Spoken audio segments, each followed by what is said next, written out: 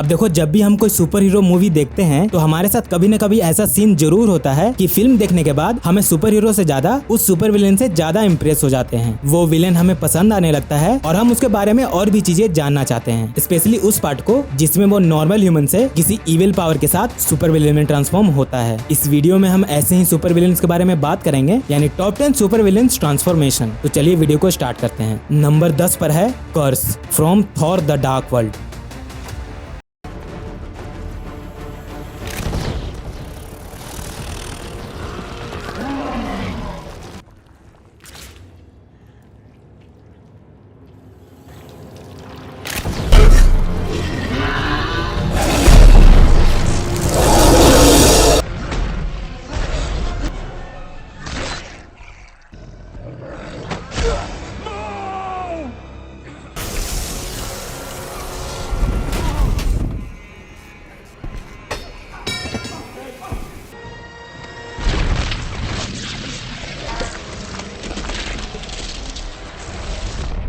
कर्स हमें सबसे पहले थॉर मूवी में दिख चुका है। डार्क एल्फ जो अपने हाथ में जब भी कर्स स्टोन को प्रेस करता है तो वो एक मिनी वर्जन ऑफ रैग्नारोक में बदल जाता है, जिसका ट्रांसफॉर्मेशन मूवी में बहुत खतरनाक दिखाया गया है। वो मेलिकेथ के अंडर में काम करता है, जो थॉर की मदर फ्रेगा को मार चुका है। इसकी ताकत थैनोस के बराबर मानी जाती है और ये थॉर के मेन्यू के वॉर को भी आसानी से झेल चुका है। ये एक इंचांटेड आर्मर को पहनता है, जिसकी हेल्प से ये किसी से भी 1v1 करने के लिए रेडी रहता है। नंबर 9 पर है poison ivy from Batman and robin.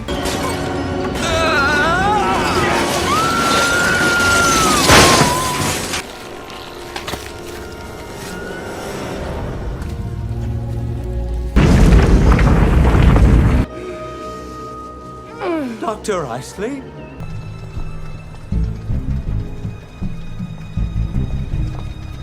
I am Mother Nature, and the time has come for plants to take.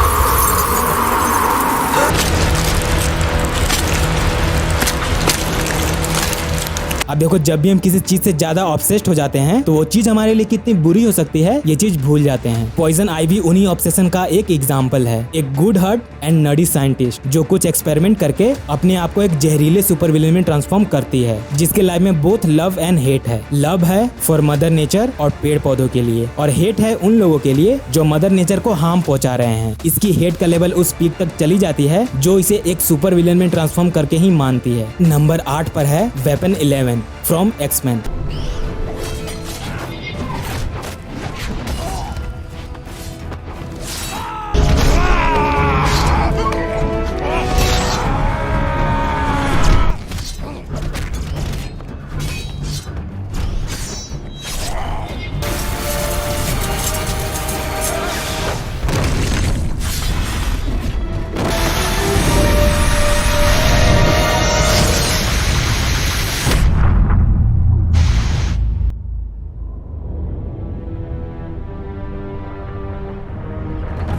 Deadpool में एक ब्रूटल और फनी कैरेक्टर होने से पहले वेड विल्सन एक परफेक्ट सोल्जर होता है जो स्ट्राइकर के लिए काम करता था। एक लड़ाई में उसके मर जाने के बाद स्ट्राइकर उस पर वेपन 11 नाम का एक एक्सपेरिमेंट करवाता है, जिससे उसके अंदर ऑलमोस्ट सारे एक्समैन की म्यूटेंट्स की पावर्स को डाला जाता है, जिससे वो एक खतरनाक सुपर विलेन में ट्रांसफॉर्म होता है, जिसका ट्रांसफॉर्मेशन मूवी में बहुत अच्छे से दिखाया गया है। पर एक चीज जो स्ट्राइकर उससे छीन लेता है वो है उसकी आवाज। वेड विल्सन एक बहुत ही बड़ा बकचोद था जो हर टाइम पे बोलते रहता था। स्ट्राइकर उसको दुनिया की सारी पावर्स देकर उसकी खुद की ज्यादा बोलने वाली पावर्स को छीन लेता है। नंबर 7 पर है Mysterio from Spiderman.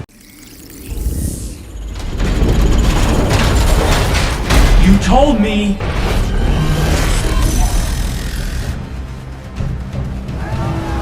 Truth! Mysterio is the truth!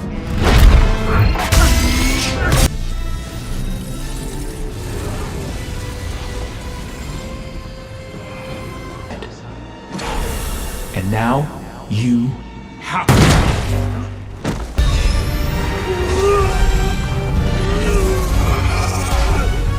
तो देखो टाइम है एवेंजर्स एंड गेम के बाद, जहां टोनी स्टार्क मर चुका है और दुनिया को एक नई सुपर हीरो की जरूरत है जो एवेंजर्स को लीड कर सके। ऐसे वक्त में मिस्टीरियो सामने आता है जिसे दुनिया का बेस्ट सुपर हीरो बनना था और उस ऊंचाई तक पहुंचना था जहां Tony Stark AKA Iron Man था। अपने इस इविल थिंकिंग की वजह से वो एक लोमड़ी जैसा चालाक सुपर विलेन में ट्रांसफॉर्म होता है जो इल्यूजन क्रिएट करके कुछ इंटरडायमेंशनल बीइंग जिन्हें एनिमेंटल्स बोला जाता है उनको डिफीट करने का इल्यूजन क्रिएट करके एक सुपर हीरो की तरह अपना दबदबा बनाता है, जिससे स्पाइडरमैन का भरोसा जीतकर उसे टोनी स्टार्क का ग्लास एडिथ को पा लेता है और वह उस ग्लास की मदद से सारी स्टार्क इंडस्ट्री की इक्विपमेंट को कंट्रोल कर सकता है और वो MCU के स्पाइडरमैन का सबसे खतरनाक विलेन बनता है, उसकी आइडेंटिटी को पब्लिक के सामने लाकर। नंबर 6 पर है फायरमैन फ्रॉम प्रोजेक्ट पावर।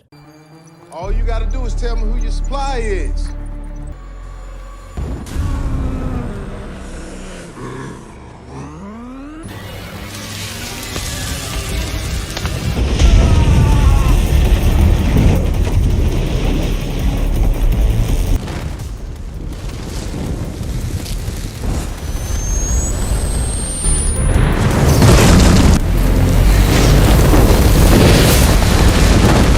एक अग्निशामक दल का मेंबर जिसे फायर फाइटर बोला जाता है, वो एक डेडली सुपर विलेन में ट्रांसफॉर्म होता है जिसे ये पावर एक पिल्स खाने के बाद मिलती है। फिल्म में इसकी ट्रांसफॉर्मेशन बहुत ही ब्रूटल तरीके से दिखाया गया है जिसकी पावर ह्यूमन टॉर्च के सिमिलर है। फर्क सिर्फ इतना है कि इसे सच में जलते हुए दिखाया जाता है। ये फायर को कंट्रोल और मैनिपुलेट कर सकता है जिसकी वजह से फिल्म में इसका नाम फायरमैन रखा गया है। नंबर 5 पर है Ocean Master from Aquaman.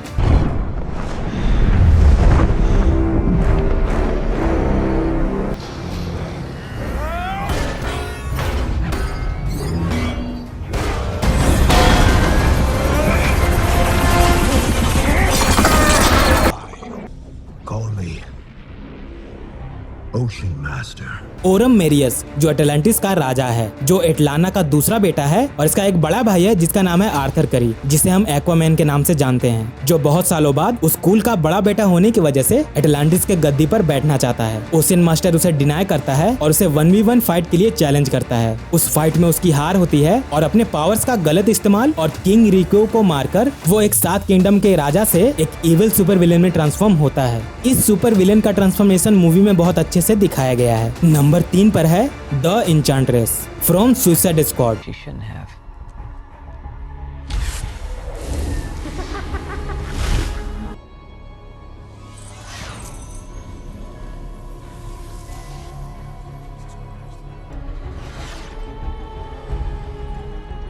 Releasing a metahuman more powerful.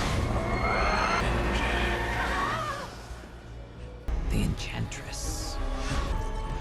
She inhabits Dr. Moon's body now.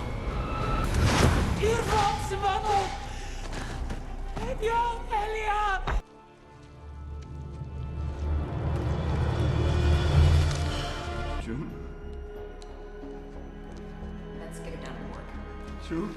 जून मोनी जो एक खोजकर्ता होती है और अपने ट्रेजर हंटिंग के दौरान वो एक एंशिएंट इविल इंचांट्रेस स्पिरिट के द्वारा पोजेस कर ली जाती है, जो कि एक इविल इंटर डायमेंशन एंटिटी होती है जिसे एक होस्ट की जरूरत होती है सो दैट वो अपनी पावर्स का यूज करके पूरी सुसाइड स्क्वाड को मार सके। ये high intelligence, inter dimension, mystical powers, magic weaponry और सुपर ह्यूमन स्ट्रेंथ जैसी पावर को पोजेस करती है, जो अपनी साइकोटिक एबिलिटी से मैनिपुलेट करके सामने वाले को मात दे सकती है। जून मोनी अपनी बॉडी के अंदर से यह ट्राई करती है कि एन्चेंट्रेस उसकी बॉडी पे ज्यादा हावी न हो पाए, और वह कुछ कर नहीं सकती थी और इस तरह से वो एक सुपर विलेन में ट्रांसफॉर्म होती है। नंबर 2 पर है terminator.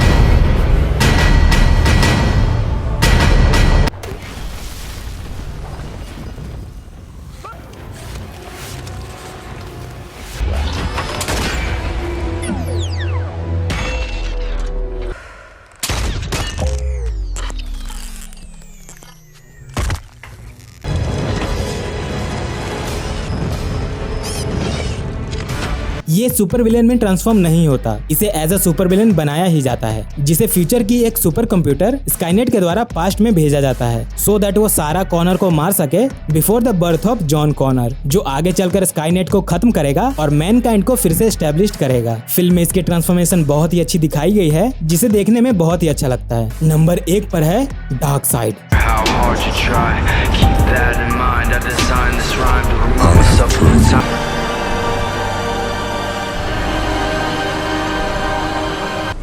If it is redemption you seek, find the third box, synchronize the unity and...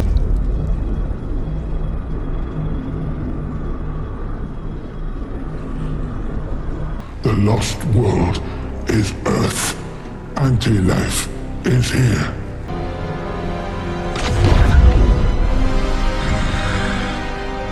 I am entropy. I am death. I am dark side. Ready the Armada. We will use the old ways. अब देखो transformation word इसके लिए सही नहीं है, पर क्योंकि ये एक खुखार सुपर विलेन है इसीलिए इस लिस्ट में है। एक हाइपरसोनिक डेडली विलेन जो ब्रह्मांड में किसी को भी अपने वश में कर लेने का फॉर्मूला एंटी लाइफ इक्वेशन को पाने के लिए अर्थ पर आक्रमण करता है, जिसे रोकने के लिए पृथ्वी के सारे महाबली अमेजॉन्स, ज़्यूस, हर्क्यूलिस, एटलांटिस सारे मिलकर उसे रोकते हैं और उसे उसके प्लान को कंप्लीट होने से रोकते हैं। डार्क साइड के पास सुपरमैन के हीट विजन का एक्सट्रीम वर्जन ओमेगा बीम है, जो सिर्फ स्ट्रेट लाइन में ही नहीं किसी भी डायरेक्शन में मूव करके सामने वाले को नॉकआउट कर सकता है। ये हमें जैक स्नाइडर के जस्टिस लीग में दिख चुका है, जिसे देखकर मुझे तो ये विलेन बहुत अच्छा लगा था, खासकर इसका वॉइस। होप कि डीसी वाले जैक स्नाइडर के यूनिवर्स को एनिमेटेड मूवी के द्वारा कंप्लीट करें, और अगर ये हो गया तो बहुत मजा आएगा। वीडियो आपको कैसी लगी आप लाइक और डिसलाइक करके बता सकते हैं, और अगर वीडियो अच्छी लग गई तो सब्सक्राइब भी कर दीजिए, और अगर ज्यादा अच्छी लग गई तो दोस्तों के साथ शेयर भी कर दीजिए। सुपर विलेन के ट्रांसफॉर्मेशन का फर्स्ट पार्ट देखने के लिए इस वीडियो पर क्लिक करें, और सुपर हीरोज के ट्रांसफॉर्मेशन के बारे में जानने के लिए इस वीडियो पर।